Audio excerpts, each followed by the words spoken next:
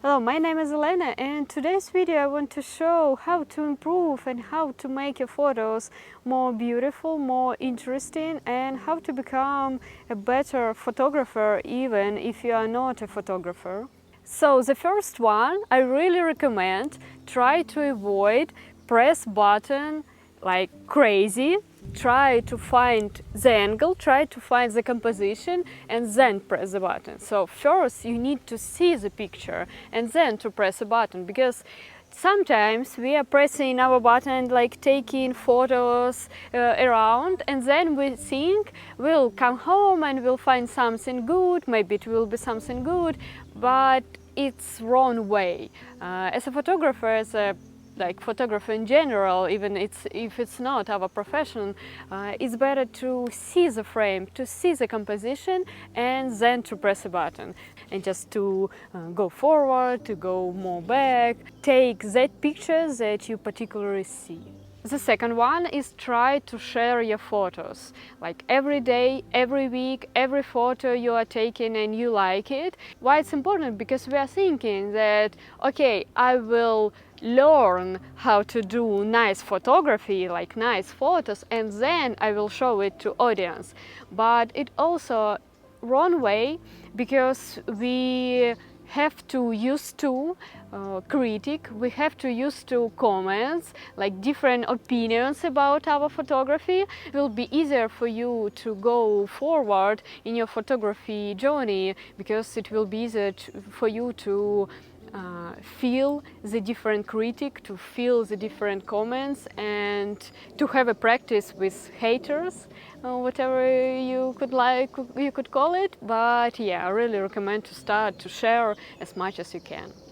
The third, if you are a beginner photographer, try different styles and see and follow different photographers on YouTube, on Instagram, on Twitter, like with different styles. Someone is liking to take pictures like portraits, someone taking still life photography, someone do lifestyle photography, wedding photography in different nice angles. So it will help you to see the different color grading, to see the different angles, different styles, different editing, so you will not stuck only in one way, in one style, in one way to do photos.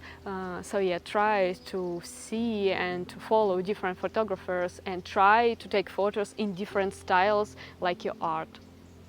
The next one is try to create story. So in here I really suggest you to avoid one alone photo. Even two photos could show the story, could tell the story. And if you are posting photos on your Twitter or on your Instagram, I really recommend you to post a story. It's interesting when, for example, on Twitter we are posting 4 photos, and 4 photos already could tell a story. So we could take picture of the same subject but with different angles, with different frame, with different background, and it will be more interesting than to just post one photo. And on Instagram it's even interesting more, because you could post on stories or on your post up to 10 photos, and on stories you could even write on it. So for people, for followers, it's interesting to see the story, not just picture, not just one photo, but the story behind it, the story about it. So I really recommend to create storytelling with your photos, and thinking when you're taking photos, thinking like what I want to tell, what I want to show, what mood I want to show, what story behind it I want to show, even without words, even with 2 photos. So yeah, it really helps us to stop making boring photos and to came to this part when we are storyteller, but not only button presser. The next one I really recommend. I will film a video about it, but here is briefly. Try to avoid editing at all.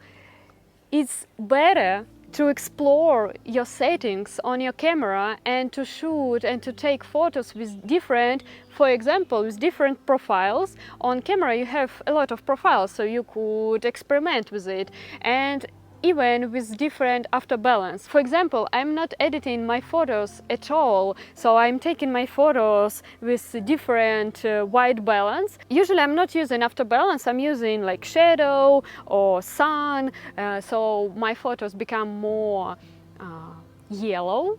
But different cameras has different settings, so try to explore your settings and it will be easier for you, because after the shooting, for example, after the walk or after lifestyle shooting or after like restaurant shooting, you will have your photos ready immediately, and you need to spend more time for editing for your photos, and sometimes we don't have the time. Sometimes we are inspired to go out to take photos on the street, like our lifestyle photos, and then we are so lazy to edit these photos, and we understand that these photos going nowhere.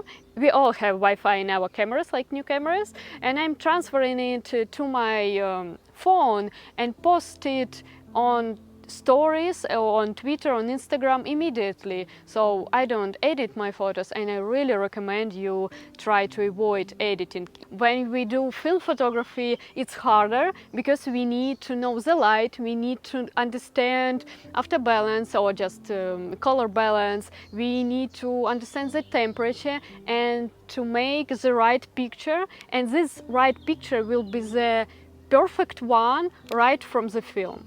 So I really want for everyone to do the same, but with digital cameras, to avoid editing and to do photos right from a camera.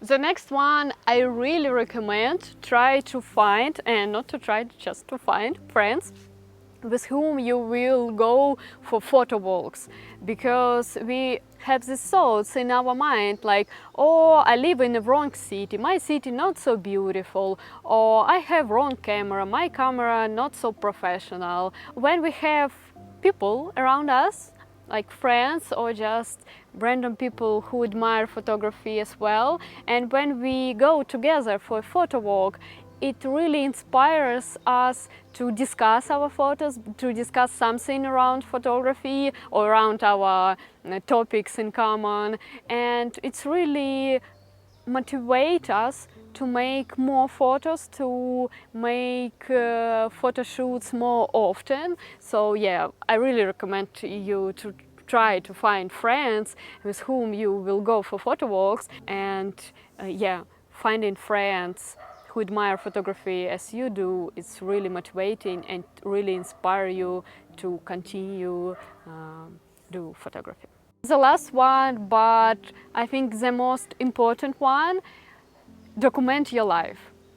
Try to take your camera every day with you. Like every day when you're going out, when you go in with your friends, when you go in to the shop, to the market, to the forest, try to bring camera with you, because it's impossible to prove your photography skills with courses, like with education. It's impossible to prove your photography with like editing or something. We need to practice. We need to practice every day. Try to take photos every day. Document your life. Take lifestyle photography. Film your friends. Film yourself. Film your family. You will find out that you have a lot of interesting topics around. You will find out that you have a lot of nice things to shoot. So you don't need like photo studio, you don't need models, professional models, you don't need stylists, you don't need anything to take photos. You just could bring your camera, and it's about a habit, because sometimes we're thinking like, oh, I will go to the market, what it will be interesting there? Yeah, what could be interesting on the market? But if you're bringing your camera, you could shoot vegetables, you could shoot farmers, you could shoot people around, and you will have a story behind it. And it is nice to capture it, it's nice to document it, it's nice to practice like with colors, with different lights, because sometimes you have sunny days, sometimes you have rainy days, so you could experiment with different weathers, with different settings, with different angles, with different lenses. For example, if you don't have a lens, or if you don't want to buy it, you don't have money for it, you could rent out it, or you could grab it from your friends, or you could grab it from friends with whom you will go for the walk. Like, for example, you will find a friend who also has, for example, Canon, and he has a 30mm lens and you have 35, and you could change your lenses and try to take photos with different lenses. You will figure out that it's completely different, the world completely different with another lens.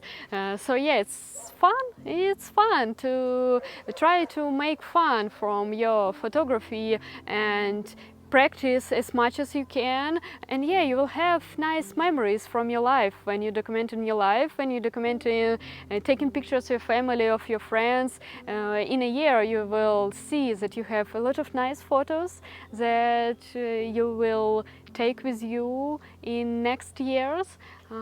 So yeah, that's why I love photography. Not about editing, not about settings, not about even gear or cameras. It's about documenting, let's say, about memories, about memories I have when I'm looking on it, on this photo. So yeah, it helped me to improve my photography so much, because I did lifestyle photography all my life, since my childhood, since I was 14 years old. Now I am here where I am, and I recommend to do for you as well. Thank you so much for watching this video. I hope it was helpful for you.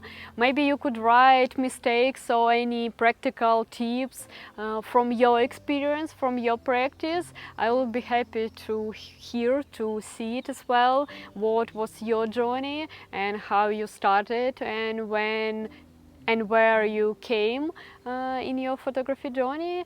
And thank you so much for watching. Thank you so much for subscribing, for writing comments. I really appreciate it, and see you in the next video. Bye.